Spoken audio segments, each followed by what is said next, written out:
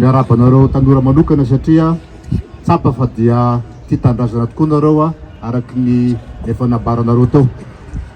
Ny tepoka voalohany tokony ho fantatra ary izany moa no lalan-tsain'ny fitondram-panjakana ankehitriny dia mivonona ary manodidina natao hoe ampom-pirenena.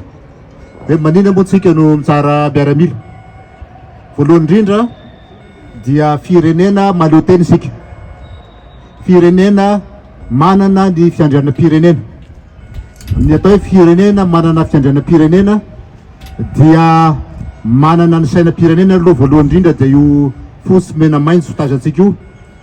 Manana ny folo alin-dahy miaro azy dia ireo folo alin-dahy izay tazanareo reo ihany koa, ary manana ny fahaleovantenam-pirenena izay ny filohan'ny repoblika no atao hoe symbole n'izany fahaleovantenam-pirenena zany izay mitarika ny vahoaka malagasy manontolo eo an-damosiny amin'ny maha ray aman-dreny amon'ny firenena azy.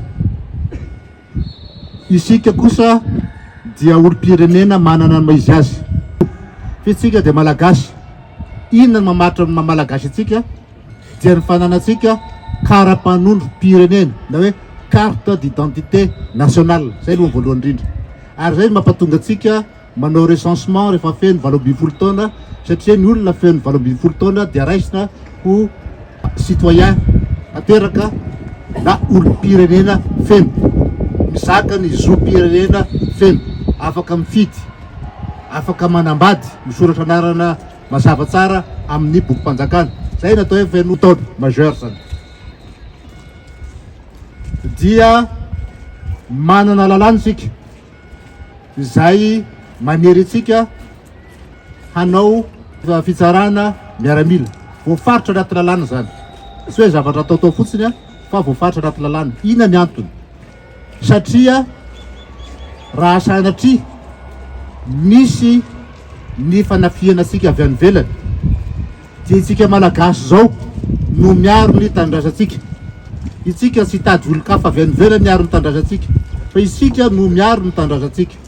Noho izany dia manana tamberina ndraiky tsika manao fanimpom-pirenena ary miditra ao anatin'ny folo alin-dahy raha ilainy zany manao fanimpom-pirenena ambany fanefa no filazantsika azy. Ka dia ambarako amin'ny fomba ofisialy fa misokatra ny taom-pitsara miaramila eto amin'ny faritra Mahatsiaritra Ambony, ary dia misaotra nareo rehetrarehetra zao izay tonga eto amin'ity toerana ty, fatria zao fitongavanareo zao dia fampisehoana fa tena tanora tia tanindrazana ny tanora eto amin'ny Mahatsiaritra Ambony, ary tanora mandala ny fitiavana ny tanindrazantsika, fahaleovantenantsika, ary vonona miaro ny fiandrianam-pirenentsika. Mankasitraka tompolahy, sotra tompovavy.